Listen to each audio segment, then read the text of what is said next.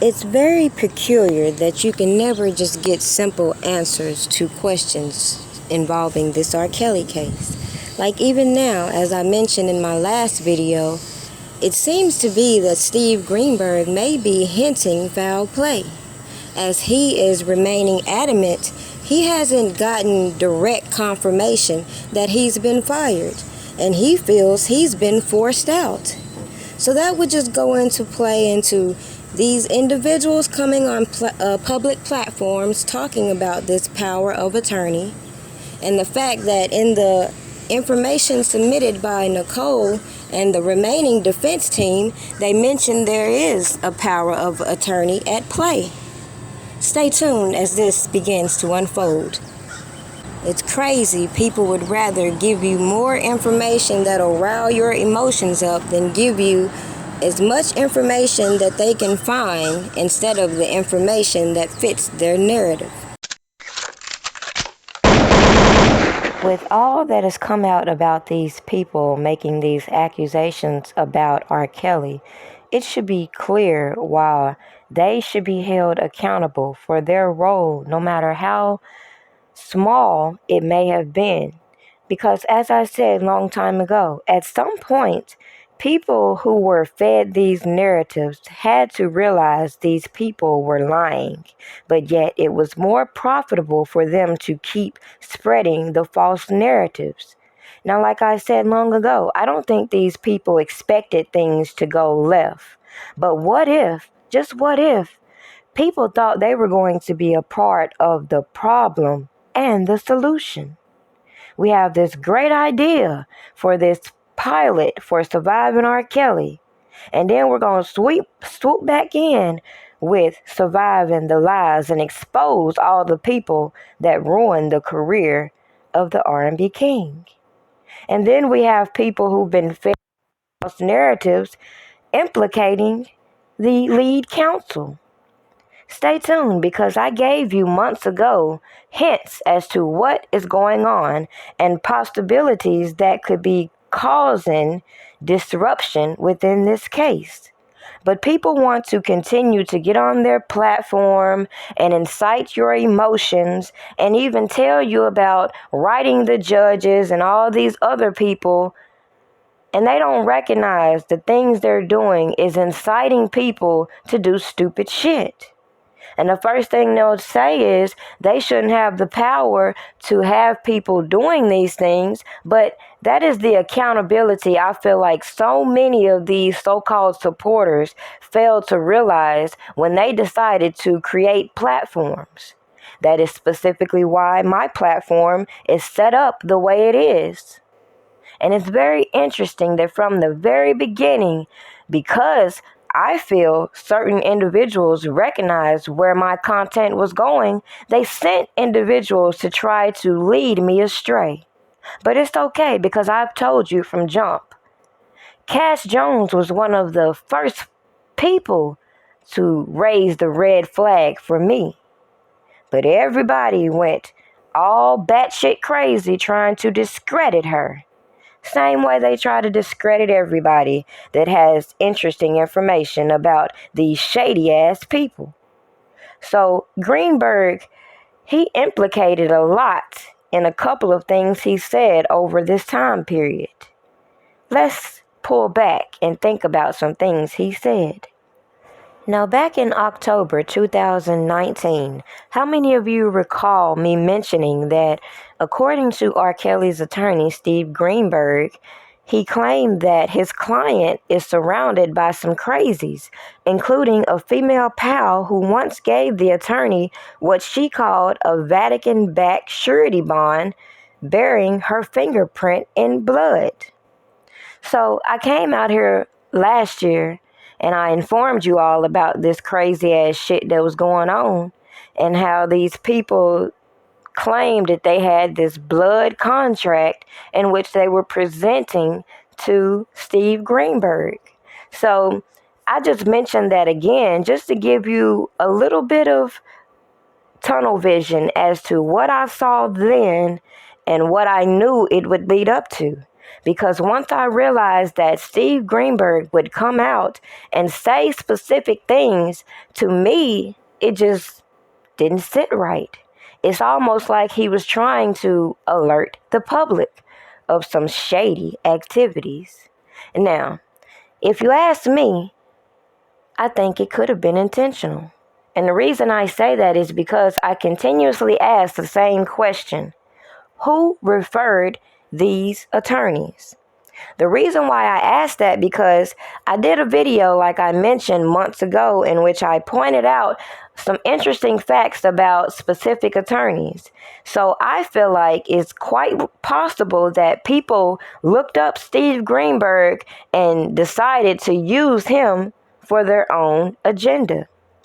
The thing is, I feel like certain things that they tried to do failed.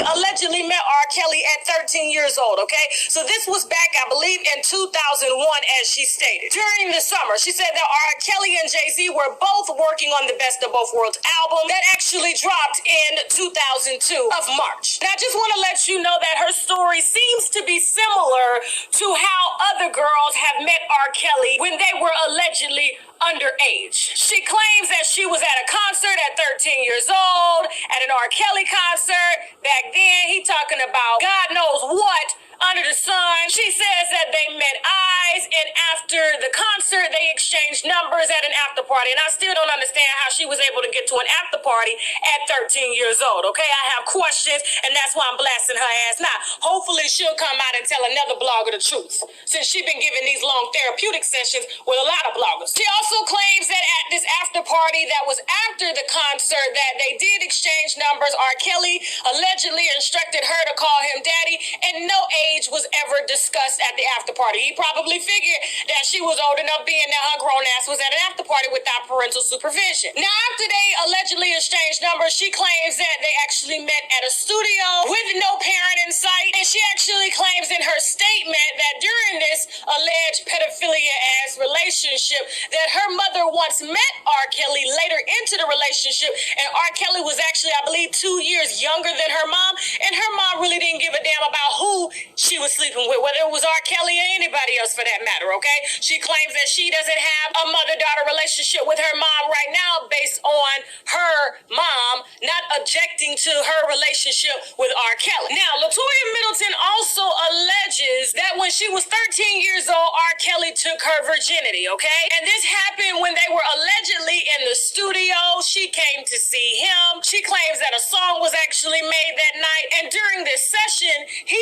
asked her to get up and model, I believe, naked, and while she was modeling, he was masturbating, and then he proceeded to ask her if she was a virgin. She said yes, and then that's when he gave her something to drink later down, and she said it was the most painful thing that she's ever experienced in her life. And actually, while she was crying during the intercourse, he said that he quoted, "I love this sweet little pussy." And he also instructed her to call him daddy during the session. Now, according to LaToya, on other occasions, she said that she was actually fed pills and Hennessy by him before intercourse, and they would end up having sex the entire night. So much so that they would start the night before and end up having sex until the next morning, and people would walk into the studio accidentally and did not know that they were in there having sex. She said that on one occasion, R. Kelly's girlfriend allegedly showed up, who goes by the name of Donnie. He introduced her to the girlfriend, gave LaToya $200 and told her to get her little young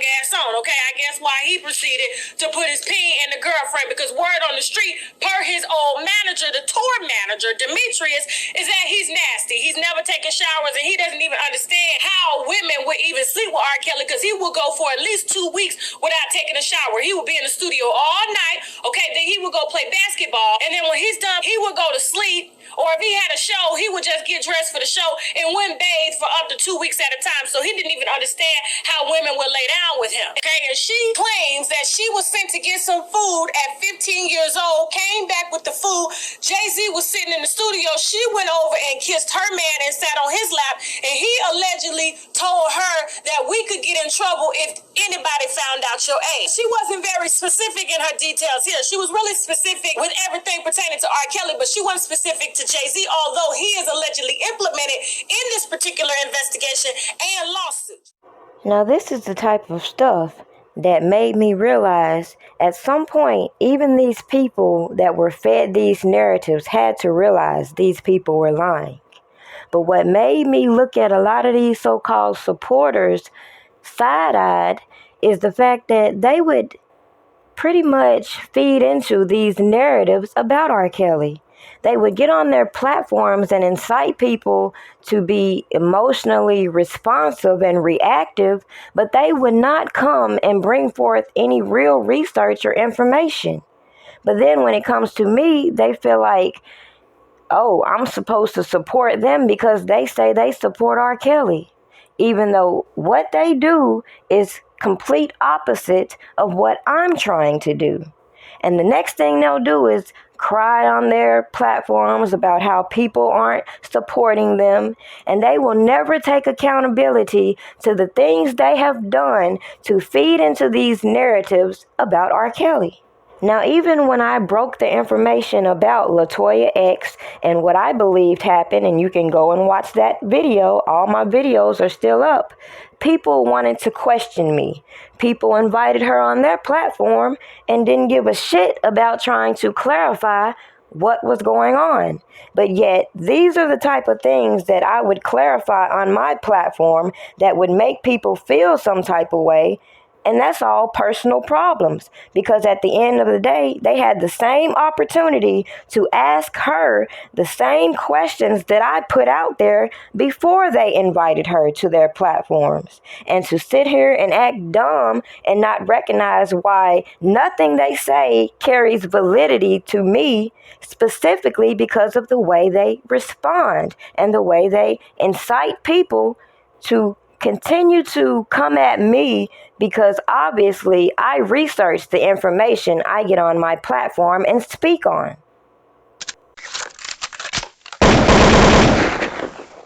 So I finally got a chance to look at the motion that was submitted through R. Kelly's now standing defense. And according to it, it says that R. Kelly did fire Steve Greenburg, and that as a result of this termination and Greenberg's motion to withdraw as counsel, they're going to be stepping in as the attorney of record.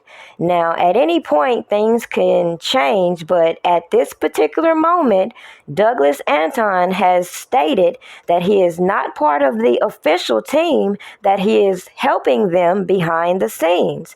Now, if you think at how all these people intentionally targeted him, he was the very first attorney that they wanted to get out the way. So he withdrew from the case, and then they moved on to Greenburg.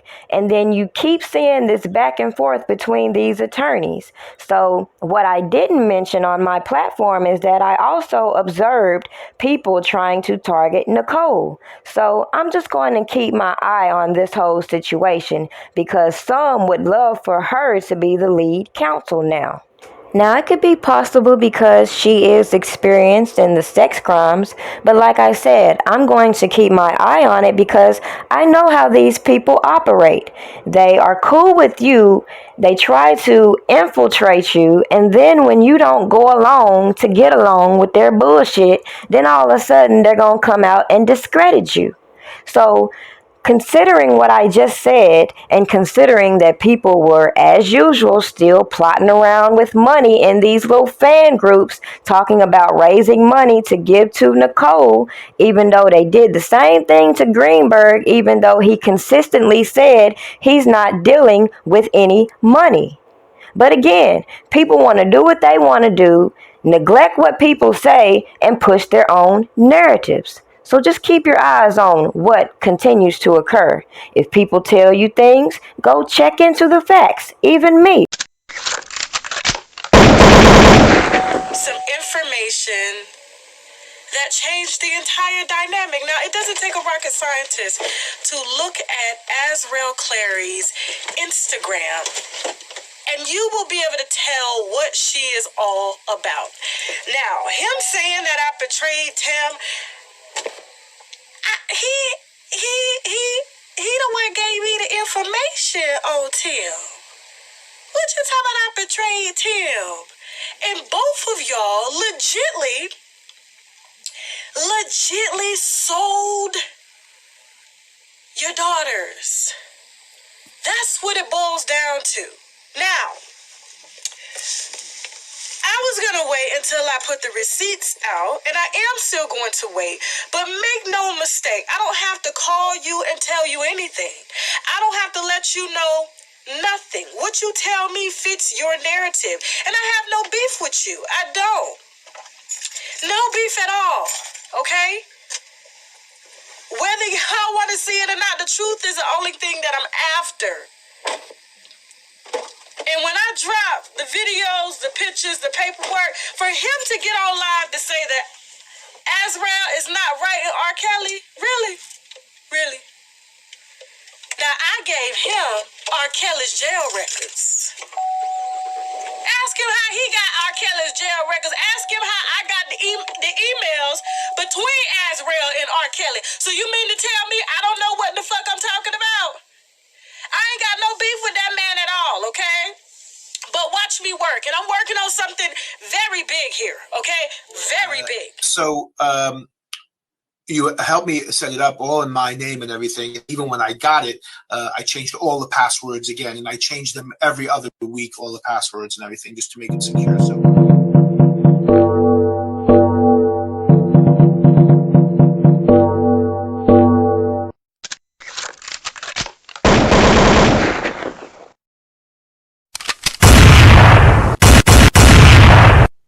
I don't know what's up with Don. I'm gonna call Don, yo. I got Don personal number. I'm gonna call him.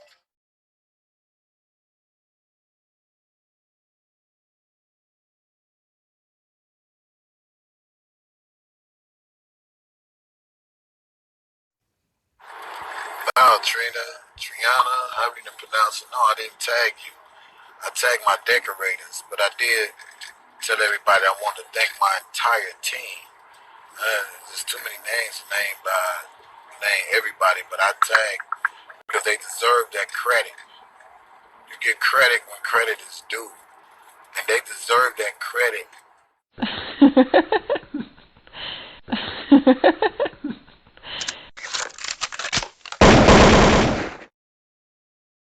Seem like to me we watching the biggest scam play out right in our face.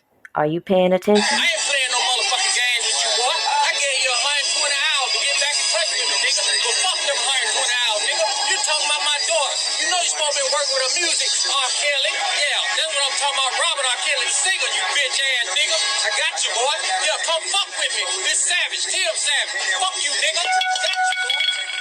R. Kelly, by now, you should know that you should come see me.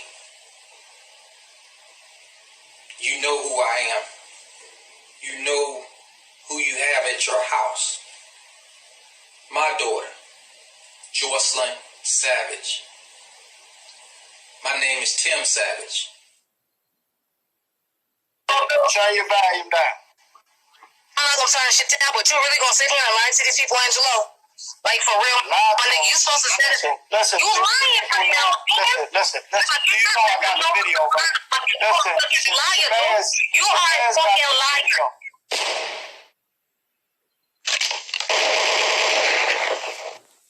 He called for me. That's the only reason why I'm here. Nicole linked up with me. That's why I'm here. Other than that, for the past 20 years, I've been to myself. I've been running my business. I've been doing the shit that I had to do. I have not been involved with any of this shit. Fucked up. Did you ever sign anything? I'm sure you did. I have a bank account in his name. Really? Yeah. It's SunTrust. SunTrust is his bank. He loves SunTrust. I have a whole account in his name. And I hold his money that I can't even touch. It's like at least $4 million in that bitch. I can't even touch it. And you're telling me everything's okay.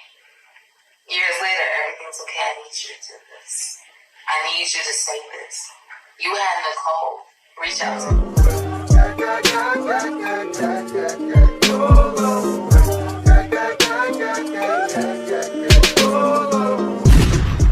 Don't forget to hit that like button, share, and subscribe if you haven't already. And don't forget to also stop by the website www.freerkelly.info.